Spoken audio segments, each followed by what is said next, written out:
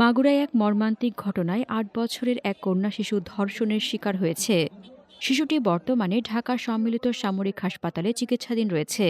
এই ঘটনায় স্থানীয় জনগণ ও শিক্ষার্থীরা ধর্ষণের বিচারের দাবিতে বিক্ষোভ করেছে এবং মামলার তদন্ত ও বিচার প্রক্রিয়া ত্বরান্বিত করার আহ্বান জানিয়েছে। মাগুরার ভ্রাম্যমাণ প্রতিনিধি বিশ্বজিৎ সিংহ রায়ের প্রতিবেদনে থাকছে বিস্তারিত। শিশুটি মাগুরা শহরের নিজনান্দুয়ালি এলাকায় তার বোনের বাড়িতে বেড়াতে এসেছিল। সেখানে সে ধর্ষণের শিকার হয়। ঘটনাটি শনিবার প্রকাশ পায় এবং শিশুর মা মাগুরা সদর থানায় নারী ও শিশু নির্যাতন দমন আইনে একটি মামলা দায়ের করেন। মামলায় অভিযুক্তদের মধ্যে রয়েছে শিশুটির ভগ্নিপতি সজীব, বোনের শ্বশুর হিটু শেখ, সজীবের ভাই রাতুল এবং মা জায়েদা বেগম। তারা সকলেই পুলিশ হেফাজতে আটক রয়েছে এবং কারাগারে পাঠানো হয়েছে। রোববার সকাল ১১টার দিকে মাগুরা চিফ জুডিশিয়াল ম্যাজিস্ট্রেট আদালতের গেটে শিক্ষার্থীরা বিক্ষোভ করে।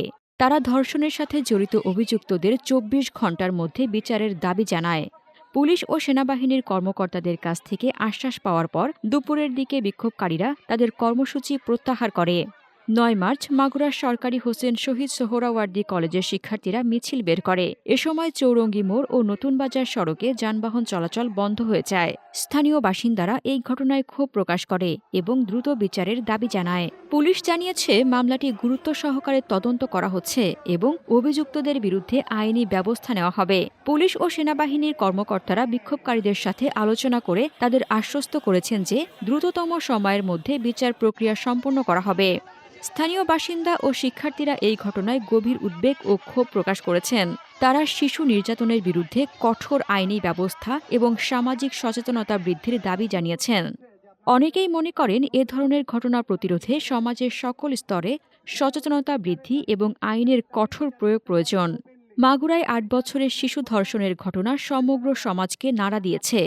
এই ঘটনার দ্রুত ও ন্যায়সঙ্গত বিচার নিশ্চিত করা এবং শিশু নির্যাতনের বিরুদ্ধে সামাজিক সচেতনতা বৃদ্ধি করা এখন সময়ের দাবি। পুলিশ ও প্রশাসনের তৎপরতা এবং জনগণের সক্রিয় অংশগ্রহণ এই ধরনের ঘটনা প্রতিরোধে গুরুত্বপূর্ণ ভূমিকা পালন করতে পারে। আশা করা যায় এই ঘটনার বিচার দ্রুত সম্পন্ন হবে এবং ভুক্তভোগী শিশুটি ন্যায় বিচার পাবে। হাসনাতুজ্জাহান হিমু, দৈনিক খোলা চোখ।